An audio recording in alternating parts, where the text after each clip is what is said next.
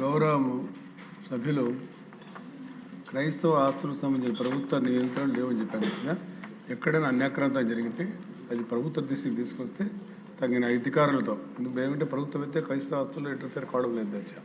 ఎందుకంటే వారి సంస్థల నుంచి వ్యతిరేకత వచ్చిన తర్వాత ప్రభుత్వం అందులో జోక్యం చేసుకోవడం లేదు. ఏదైనా కంప్లైంట్స్ వస్తే దాని మీద తగిన జిల్లాలో కలెక్టర్ గారికో లేకుంటే రెవెన్యూ వాళ్ళకి తెలియజేసి దానికోసం ప్రయత్నం చేస్తామని తెచ్చా. మేము డైరెక్ట్గా ఇంటర్ఫేర్ కావడం లేదు. రెండవది జెరూసలేం యాత్ర గురించి చెప్పారు సార్. తమరు తెలుసు అధ్యక్ష, ఇప్పుడు ఇజ్రాయెల్లో యుద్ధం జరుగుతూ ఉంది పాలస్తీనాతో. దానివల్ల గత 2 సంవత్సరాల నుంచి కూడా యాత్రికులు పంపలేని దుస్థితి వచ్చింది. దాన్ని మనం ఏం చేయలేని పరిస్థితి వచ్చింది అధ్యక్ష. మూడవది వారి క్రిస్టియన్ భవన్ గురించి చెప్పడం జరిగింది అధ్యక్ష. అవన్నీ చేస్తే జగన్ పేరు ఎందుకు వస్తుంది సార్? ఆయన చేయలేదు కాబట్టి ఆయన జగన్ అన్నారు. క్రిస్టియన్ భవనానికి 2 ఎకరాల ప్రభుత్వ భూమిని కేటాయించి 20 కోట్ల రూపాయలు ముఖ్యమంత్రి చంద్రబాబు నాయుడు గారు ఇచ్చారు. అది ఆన్గోయింగ్ ప్రాజెక్ట్ అధ్యక్ష.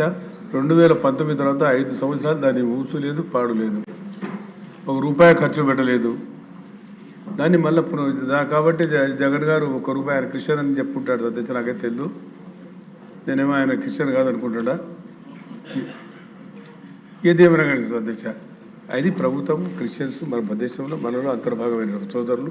వారి క్రిస్టియన్ భవనానికి చంద్రబాబు నాయుడు గారు 20 కోట్ల రూపాయలు ఇచ్చి 2 ఎకరాల స్థలం ఇచ్చిన తర్వాత దానికి తర్వాత కంప్లీట్ చేసే బాధ్యత ఉంది అధ్యక్ష. నేను మొన్ననే చెప్పాను అధ్యక్ష. తమరే ఉన్నారు, డిప్యూటీ చైర్మన్ గారు ఉన్నారు, స్పీకర్ గారు ఉన్నారు. అదే కడపల హజెస్ కూడా అంతే చేశాడు అధ్యక్ష. ఆయన చేయడు కాబట్టి ఆయన పేరు జగన్ అని పెట్టారు. నన్ను ఏం చేయమంటారు అధ్యక్ష?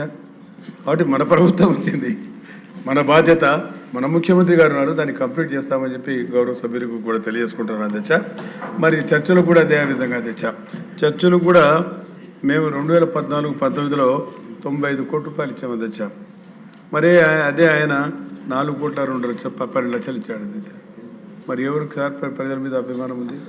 క్రైస్తవుల మీద అభిమానం ఉంది. కాబట్టి క్రైస్తవ ఆస్తులు ఎక్కడైనా అక్రమ జరిగితే మీరు మా దృష్టికి తీసుకురండి. తద్వారా మేము కలెక్టర్లకు లేకుంటే ప్రజలకు తెలియజేసి దాని సంరక్షణ, దాన్ని కాపాడడానికి ప్రయత్నం చేస్తామని చెప్పి తమ ద్వారా గౌరవ సభ్యులకు తెలియజేసుకుంటున్నాను. ఓకే అండి. నెక్స్ట్ క్వశ్చన్ అండి. 1, 2